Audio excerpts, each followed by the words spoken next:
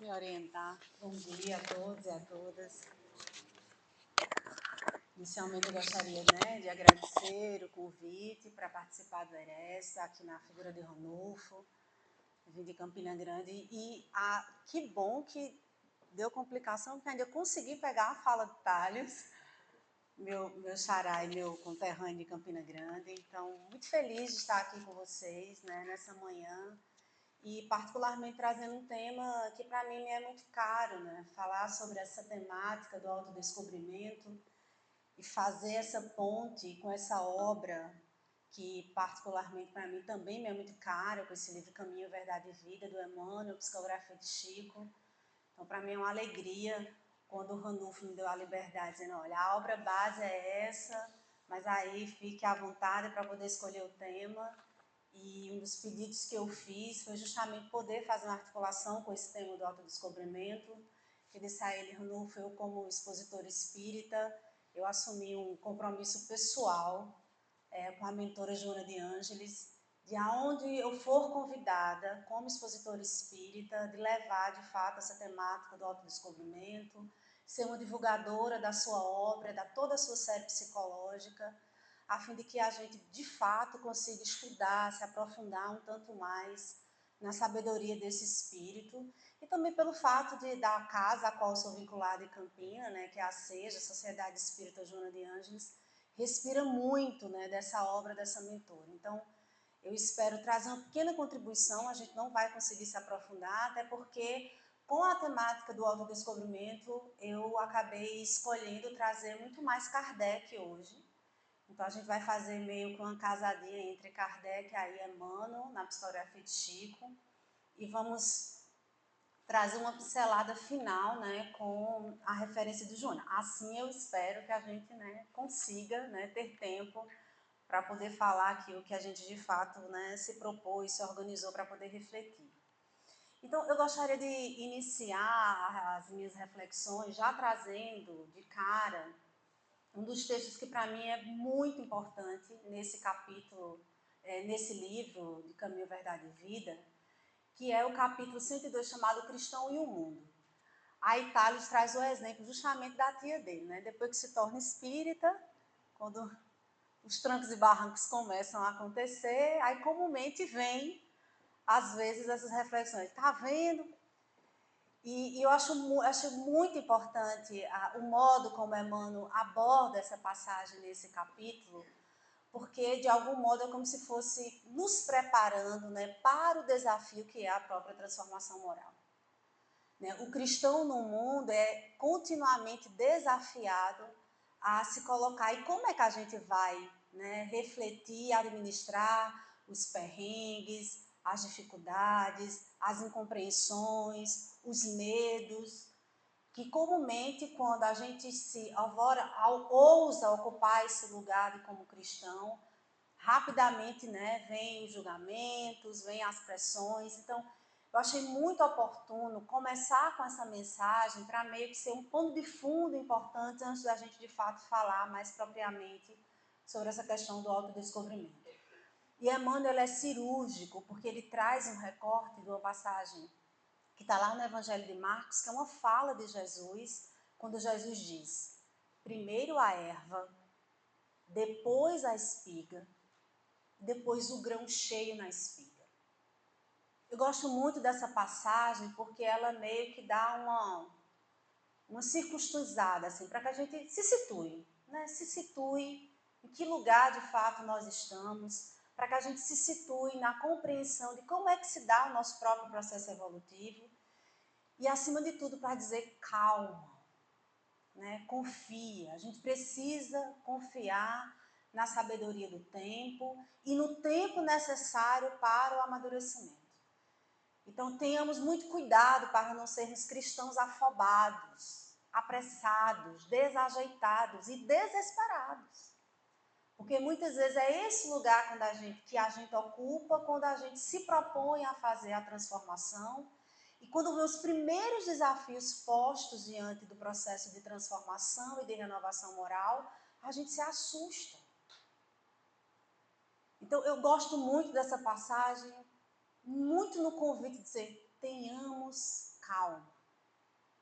Primeiro a erva, depois a espiga e depois o grão cheio na espiga. Quer dizer, cada coisa no seu tempo e no tempo que precisa de maturação. Porque se a gente for inventar, né, de apressar os processos, comumente a gente apodrece o fruto. Então, quando Jesus traz essa referência, através dos próprios elementos da natureza, para poder nos levar a refletir que assim também se dará a frutificação de nossas almas. Então, olha as observações que Emmanuel traz, né, nesse capítulo. Acho que vale super a pena a gente, né, passear pelo capítulo de maneira, né, geral, porque ele traz algumas reflexões muito bacanas. Ele diz o seguinte: ninguém julgue fácil a aquisição de um título referente à elevação espiritual. Então, de imediato, não é fácil, né, evoluirmos espiritualmente. Ele diz: o mestre recorreu sabiamente aos símbolos vivos da natureza para nos favorecer a compreensão. A erva está longe da espiga, como a espiga permanece distante dos grãos maduros. E ele diz, nesse capítulo, o mais forte adversário da alma, que deseja seguir o Salvador, é o próprio mundo. E aí eu ouso complementar a fala de Emmanuel. Diz, a gente tem dois grandes adversários. Um é o mundo e o outro, nós mesmos. Comumente, se brincar, nós somos o nosso grande inimigo nesse processo de elevação espiritual. Mas o mundo também é um negócio que atrapalha um bocado a gente. E olha as reflexões que ele vai nos esclarecendo, o quanto o mundo complica, né, essa trajetória. Ele diz o seguinte: quando o homem comum descansa nas vulgaridades e nas inutilidades da existência terrestre, ninguém examina os passos. Ninguém está preocupado. Se ele está desviado, como é que está a vida dele, se a vida está atrapalhada, se ele está se equivocando. É muito difícil alguém ir lá e se preocupar quando o outro está caindo ou está errando. A gente olha para fofocar, para assistir os noticiários trágicos, mas pouco para se preocupar. E Emmanuel segue. Suas atitudes não interessam a quem quer que seja. Todavia, em lhe surgindo no coração a erva tenra da fé retificadora, sua vida passa a constituir objeto de curiosidade da multidão. Quando ele se propõe à renovação, parece que a vida daquele sujeito vem e recebe todos os holofotes da multidão. Milhares de olhos que não viram quando desviado na ignorância e na indiferença, seguem-lhe agora os gestos mínimos com acentuada vigilância. Querem uma expressão que às vezes é muito corriqueira? Mas tu não é espírita? Por que se desequilibra? Por que erra? Porque está falando alto, né? E aí, é óbvio que eu estou fazendo um recorte aqui, porque eu estou falando, acredito que para um público de espírita, mas para qualquer outra denominação, gente. Vai dizer, porque tu é católico, porque tu não é cristão. Um pequeno erro, um pequeno, qualquer que seja o pequeno deslize. Aquele que assume o compromisso da renovação é vigiado na miudeza. É isso que Emmanuel está nos dizendo aqui. E ele segue. O pobre aspirante ao título de discípulo do Senhor ainda não passa de folhagem promissora e já reclamam dele espigas das obras celestiais. Já querem perfeição. Mal começou. Já pedem perfeição. Conserva-se ainda longe da primeira penugem nas asas espirituais e já lhe exigem voos supremos sobre as misérias humanas. E Emmanuel assim nos adverte. Muitos aprendizes desanimam e voltam para o lodo onde os companheiros não os vejam. Esse retrato é um retrato quase psicológico, antropológico e social que Emmanuel está aqui nos presenteando, para que a gente reflita como é que o mundo trata com aquele que se propõe à renovação. E muitos de nós desistimos, às vezes na primeira hora, diante dos desafios para se assumir de fato nesse lugar de transformação, quando as primeiras críticas nos assaltam. Então, é essa advertência importante que Emmanuel está nos dando para que tenhamos muito cuidado. E ele segue. Esquece-se o mundo de que essas almas ansiosas ainda se acham nas primeiras esperanças. E por isso mesmo, em disputas mais ásperas para arrebentar o casulo das paixões inferiores na aspiração de subir. Dentro da velha ignorância que lhe é característica, a multidão só entende o homem na animalidade em que se compraz. Ou então, se o companheiro pretende elevar-se, lhe exige de pronto credenciais positivas do céu, esquecendo que ninguém pode trair o tempo ou enganar o espírito de sequência da natureza. Resta ao cristão cultivar seus propósitos sublimes e ouvir o mestre. Primeiro a erva, depois a espiga e, por último, o grão cheio na espiga. Essa é uma mensagem de bom ânimo, ofertada por Jesus e aprofundada aqui por Emmanuel, a fim de que a gente se coloque e contextualize que o nosso processo de transformação vai se dar paulatinamente. Ninguém pode trair o espírito de sequência da natureza. Ninguém. Então, por que eu achei importante trazer desde já essa mensagem para que seja de fato o pano de fundo para a gente poder assentar as nossas reflexões sobre autodescobrimento?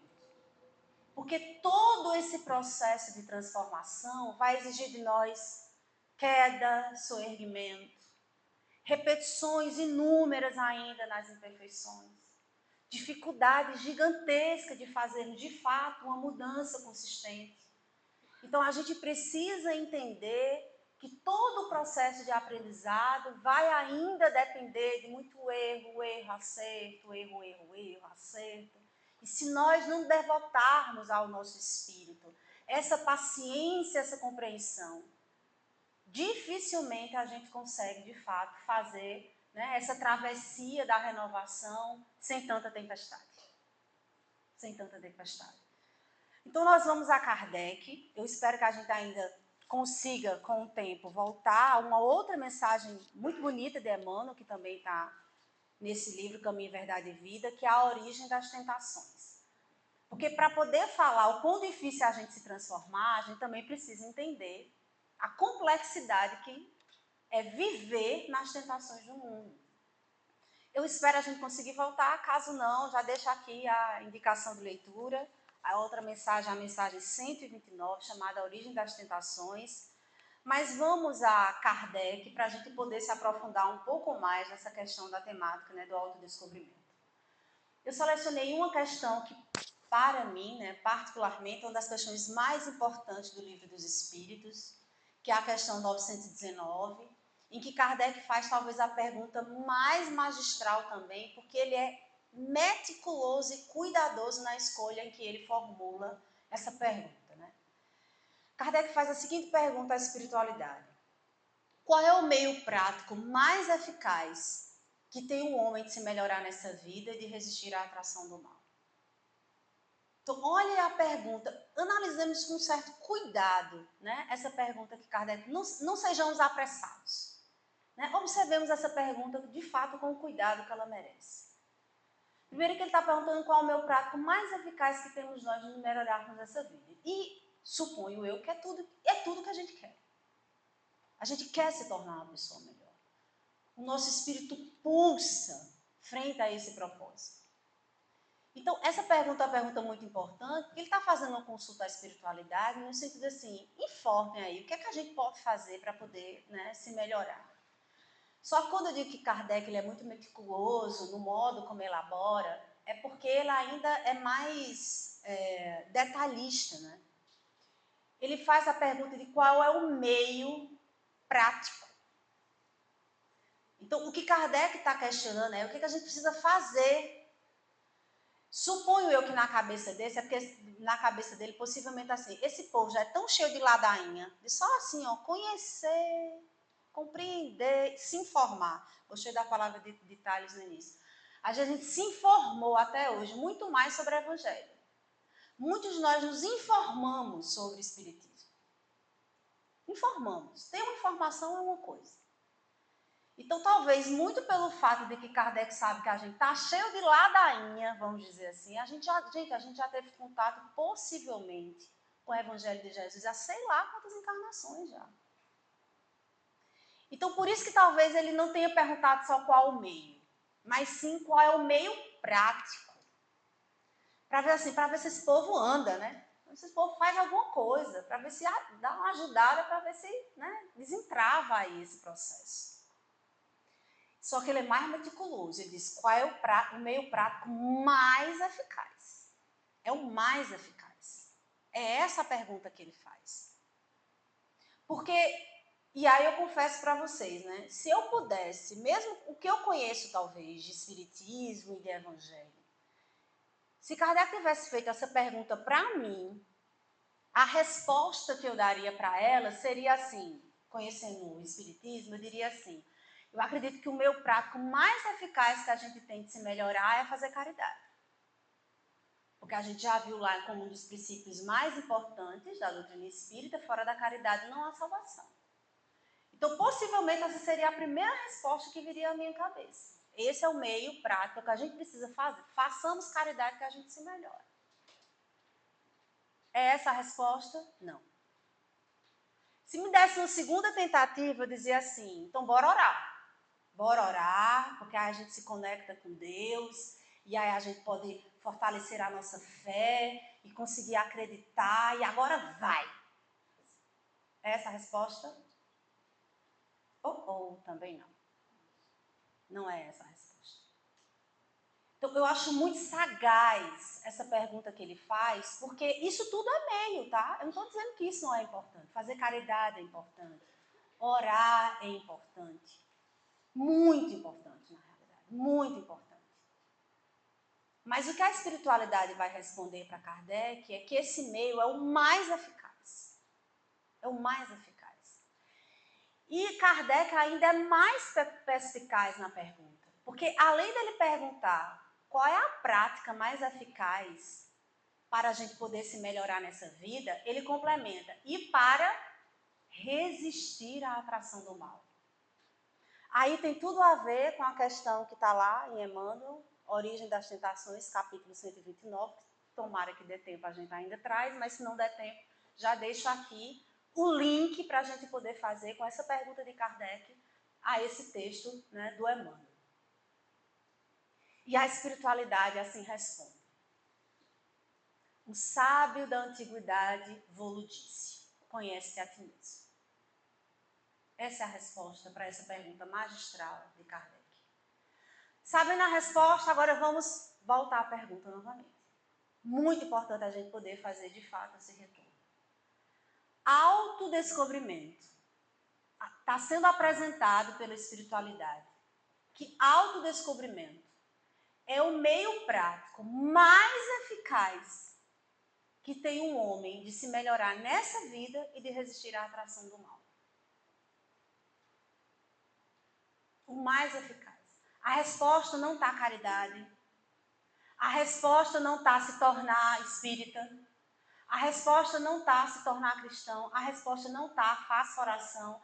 A resposta não está faça jejum. Tudo isso são meios. E também são eficientes. Estou dizendo que não é. Mas a resposta que a espiritualidade está nos apresentando é que autodescobrimento é o meio mais eficaz que tem da gente se melhorar. Aí Kardec, que eu digo que é um paizão, sabe que a gente é meio lelé da cuca? Ele pede a dica da dica. Porque talvez, né, pra a gente já acha que se conhece. A gente já acha. A gente acha que se conhece. E aí, para nos dar a dica da dica, ele formula a questão 919A. E já começa a pergunta fazendo uma afirmativa, uma assertiva. Diz assim: conhecemos toda a sabedoria dessa máxima, né? Conhece-te a ti mesmo. Porém, a dificuldade está precisamente em cada um conhecer-se a si mesmo. Kardec está afirmando antes de perguntar. A gente sabe que essa máxima é muito conhecida, sabe por quê? Ela não é de Sócrates, não, gente. A gente acha que essa fala é de Sócrates. Essa fala é anterior a Sócrates, está lá no Templo de Delfos, muito antes. Está na entrada do Templo de Delfos. Então, assim, isso já é anunciado há muito tempo. Há muito tempo. Então, o que Kardec está dizendo assim, a gente já sabe disso há muito tempo. Mas é justamente, ele está afirmando que nós temos muita dificuldade de se conhecer. Muita dificuldade. E por conta dessa afirmativa, ele faz a pergunta. Então, ajuda aí os coleguinhas, aí ele diz, qual o meio de conseguir? Então, quando ele faz a pergunta, quando ele está pedindo aí a dica da dica, pedindo uma consultoria à espiritualidade, para poder nos dizer, ajuda aí aos coleguinhas, que tem muita dificuldade de saber como é que faz esse negócio aí de autodescobrimento, para ver se dá uma ajuda aí para essa galera poder se melhorar mais rápido. E outra observação que eu acho super importante nessa pergunta é porque, assim, ele não pergunta qual é o meu prato mais eficaz de se melhorar. Ele diz se melhorar nesta vida. Nesta, é para dizer assim, é agora, é na urgência. Aproveitem. Porque a gente, enquanto espírita, né, adora empurrar com a barriga. Né? Já que a gente acredita em reencarnação, né, bota para a próxima. Né? Bota para a próxima e a gente vai postergando, e muitas vezes negligenciando, né, toda a ajuda que de fato é feita, toda a colaboração que é arquitetada, vamos dizer assim, no nosso processo, né, reencarnatório. Então a mudança precisa ser para hoje, para a gente se melhorar, para não ter desculpismo mais. Porque de desculpismo em desculpismo, há quantas reencarnações a gente não está perdendo tempo? Né? Então, bora lá a resposta, que aí vem um texto primoroso. Infelizmente, a gente não vai conseguir se aprofundar no texto todo, mas já deixo aqui, né, a indicação de leitura. Leiam a mensagem completa. Está assinada pelo Espírito Santo Agostinho, então não é qualquer um que vem fazer a consultoria para Kardec nessa pergunta, não, tá? Vem o Espírito Santo Agostinho responder essa questão 919A, nos apresentando pelo seu próprio testemunho, que é outra coisa que eu acho muito importante. Acho que a espiritualidade não fez isso à toa, né? Porque não pegou simplesmente alguém que vem dar uma receita de bolo de coaching para dizer a gente o que a gente precisa fazer para se autoconhecer. Vem alguém que, com sua própria experiência, porque o testemunho nos ensina mais do que a falatória. É o testemunho. Porque era isso que ele fazia. E ele enuncia, ele começa a sua mensagem dizendo nos dando uma dica do que ele fazia que poderia ajudar. E a partir disso, né, nós vamos tentar rapidamente passar pelas dicas que o Espírito Santo Agostinho nos traz nessa questão 919A. Primeira dica que ele nos apresenta, ele diz: se todas as noites evocasse todas as ações que nós praticara durante o dia, e se nós inquiríssemos o bem e o mal que houvéramos feito, rogando a Deus e ao nosso anjo de guarda que esclarecessem, grande força adquiriria para se aperfeiçoar, porque, crede-me, Deus o assistiria. Olha a dica que ele está dizendo toda noite, antes da gente botar a cabecinha no travesseiro. Não vá para o Instagram. Não levem o celular para a cama. Antes de dormir, bora lá fazer uma revisão do como foi o nosso dia, quais foram as nossas ações. Agora, ele dá uma super dica com relação a essa ação. Ele diz assim: peça ajuda a Deus e ao anjo da guarda. Ele está dizendo assim: faça esse trabalho com assessoria premium. Assessoria premium. peça ajuda a Deus e ao seu anjo da guarda, para que a partir da intuição que a gente receba, a gente consiga fazer um bom julgamento. É por isso que a gente precisa da assessoria. Porque para fazer mau julgamento, o nosso juiz está assim, ó. Faz a torta e a direita. É muito fácil a gente fazer mau julgamento. Então, a gente precisa dessa assessoria divina para que o julgamento das nossas ações possa ser menos contaminado. Vou botar essa palavra.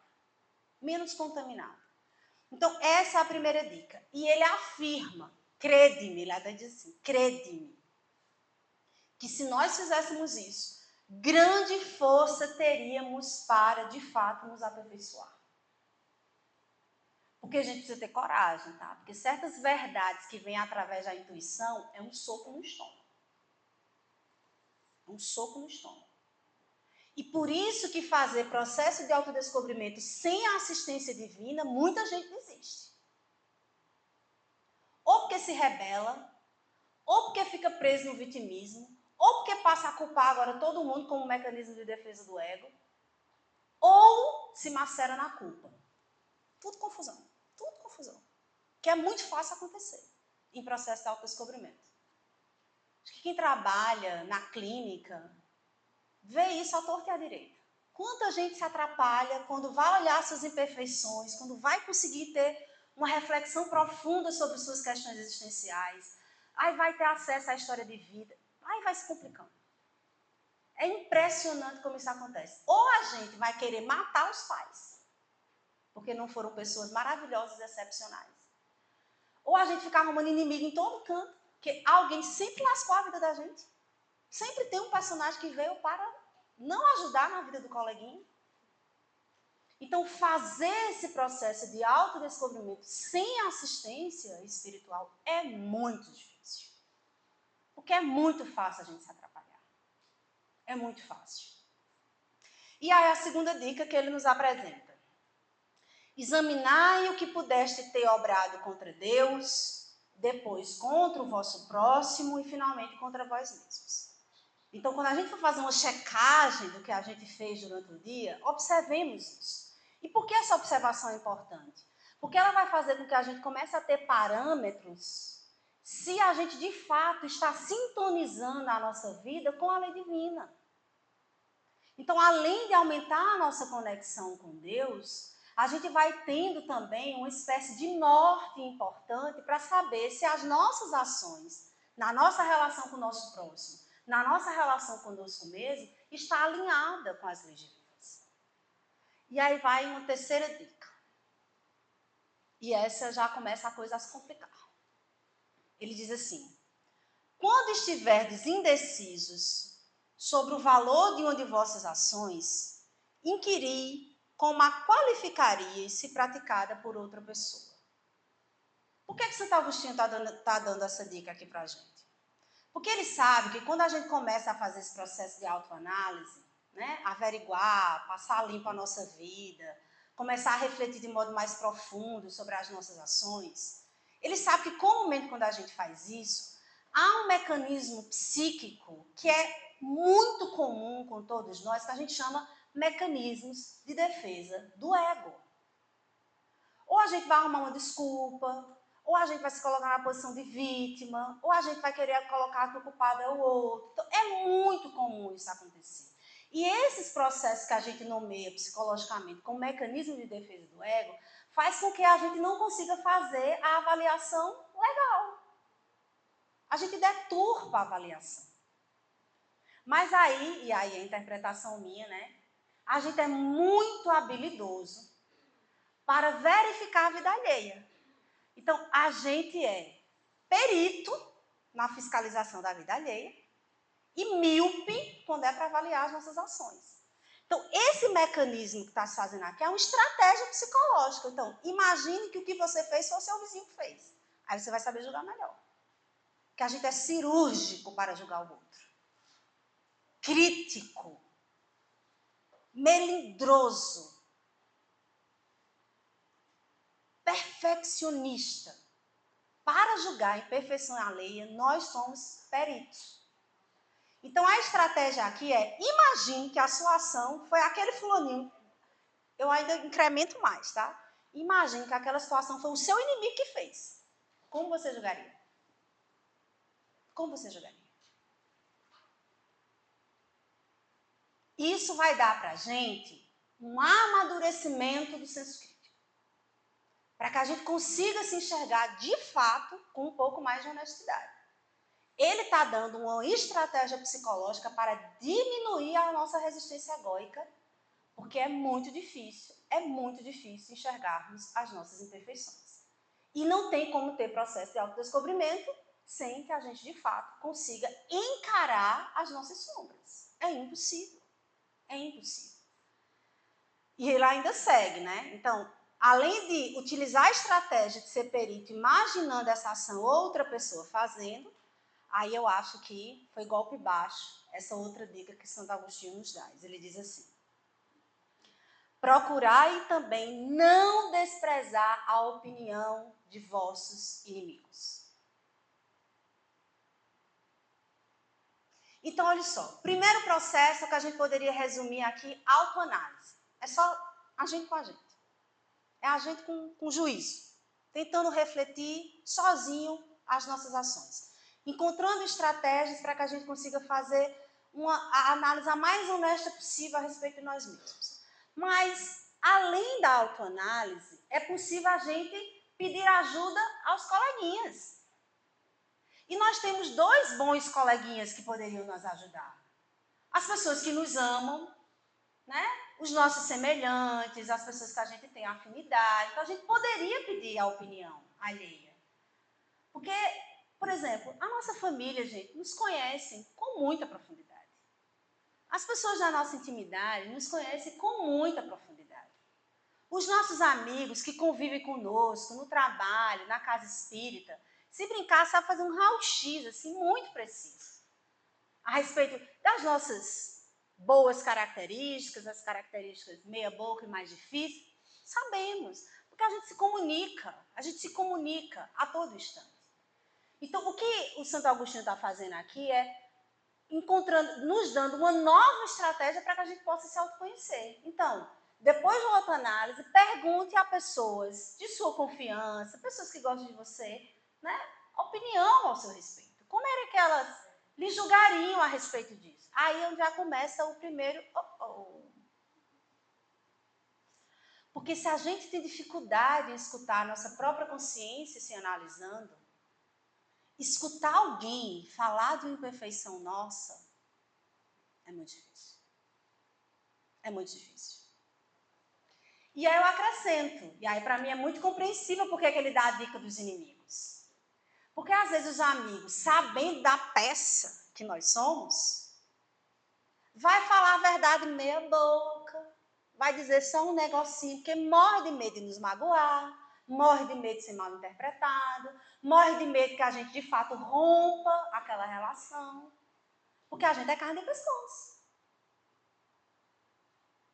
Então, às vezes, a opinião do amigo pode vir meio enviesada, seja porque o outro, por consideração a gente, e sabendo a peça que a gente é, não tem muita coragem de trazer a coisa muito no preto e no branco. Mas inimigo tem dedo? Não, não vai ter dedo. Se brincar, os nossos desafetos conseguem fazer as análises mais cirúrgicas e honestas.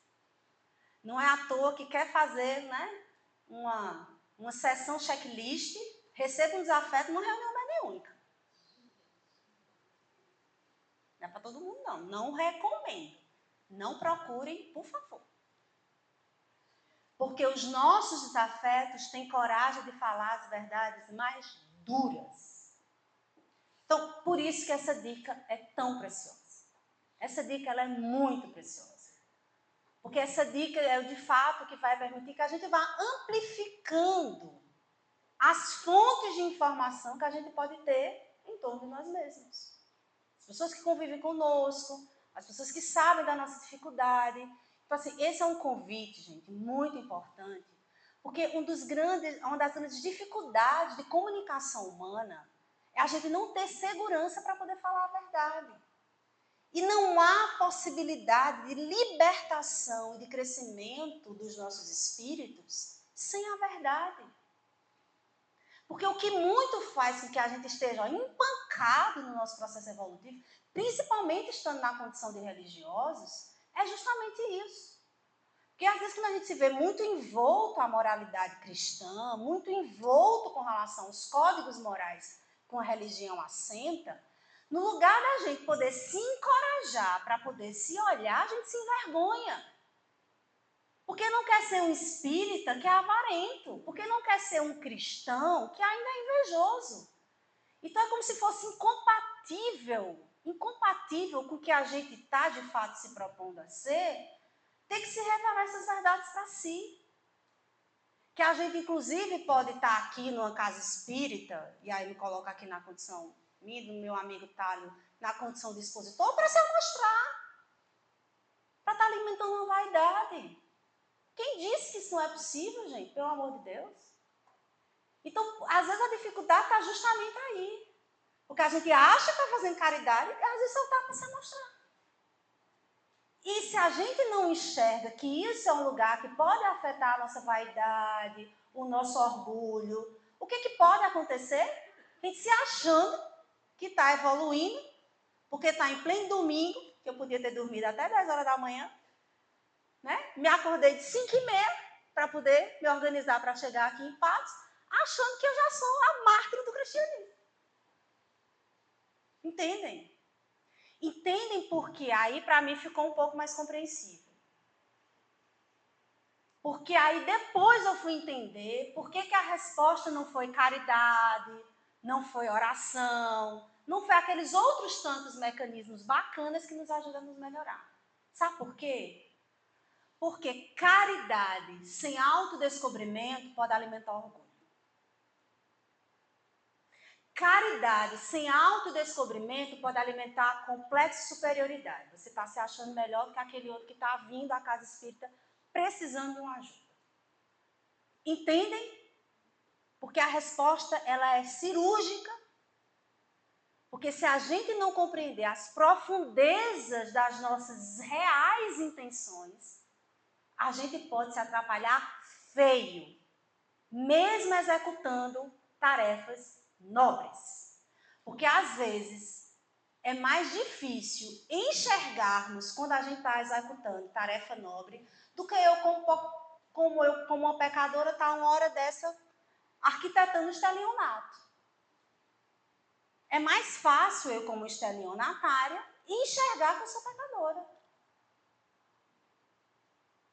Agora, como expositor espírita, né, que abriu mão do seu sono maravilhoso para poder estar aqui achando que venham fazer uma caridade do mundo todo, que quem está fazendo é vocês, a caridade de me escutar, como se estivesse fazendo grandes coisas. Então, o processo de autodescobrimento é uma estratégia para nos dar garantia para que a gente não caia novamente nos engodos que nós já caímos desde a época farisaica. Desde lá da época farisaica. E que ainda hoje estamos só reeditando, só mudando de roupa, mas a essência sendo a mesma. Sepulcro caiado. Mesmo jeito lá como foi anunciado na época de Jesus. Né? Então, para a gente finalizar, que o nosso tempo só tem mais 2 minutos, eu gostaria de trazer 2 citações do Espírito Joana de Ângeles, que está no livro Em Busca da Verdade, que de algum modo talvez, né, sintetize um pouco essas observações que nós estamos, né, problematizando aqui. Só para poder fechar e chegar em Joana, uma última formulação, última dica que o Espírito Santo Agostinho nos dá, ele diz assim: formulai, pois, de vós para convosco questões nítidas e precisas, e não temais em multiplicá-la. O que é que ele está querendo dizer aqui? A gente precisa estar se questionando sempre. Sempre, sempre, continuamente. Isso é uma prática, um exercício que a gente precisa fazer sempre. Se a minha língua está coçando, porque eu estou doida para poder ver o defeito do outro, o que é que esse defeito do outro tem a ver comigo? Né? Tem aquela expressão, né? Bateu, valeu, leva que é teu. É mais ou menos isso. A gente precisa assumir essa postura sempre, de um reflexor, de um refletidor crítico sempre com relação às nossas ações. É essa a proposta que o Santo Agostinho está nos trazendo, porque quanto mais coragem a gente tem de se perguntar, quanto mais resistência o nosso ego vai tendo de suportar, enxergar as nossas imperfeições, mais forte espiritualmente a gente vai ficando para a gente conseguir se aprofundar. Porque, como já disse o Jung, ninguém se iluminará sem atravessar o inferno das suas paixões. Então, antes de acessarmos a luz, a gente vai precisar caminhar ainda muito pelas trevas que ainda nos compõem. E olhem essa observação de Joana, lá no livro Em Busca da Verdade, psicografia do Divaldo Franco, quando ela diz assim: não são poucos os indivíduos que se refugiam em ideais, especialmente nas doutrinas religiosas, como evasão da realidade, adotando comportamentos nobres, no entanto, mascaradores de seus conflitos. Tapa de luva de pelica, porque majoritariamente o público de Joana é espírita, tá? Então, Joana está dando um recado aqui para a gente. Muitos de nós nos refugiamos em determinados ideais, assumindo atitudes novas, mas na realidade só para mascarar conflito. E esse é o cego mais difícil de enxergar. Porque, como eu bem coloquei, quando o pecador, às vezes, ele evolui quase que em linha reta. Quase que em linha reta. Enquanto os religiosos ficam assim, ó.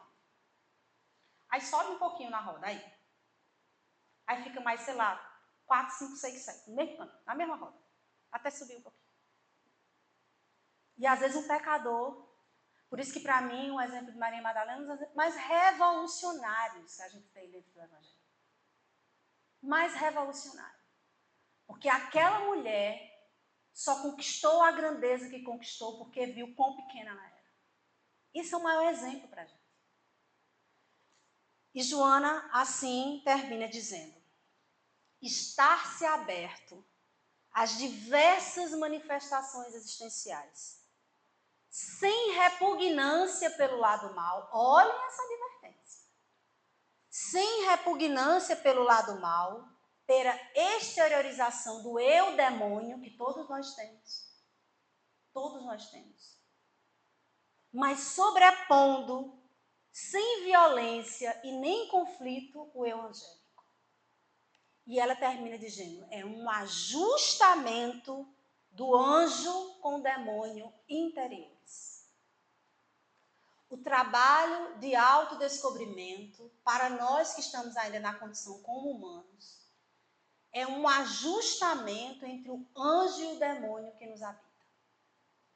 E quanto mais a gente nega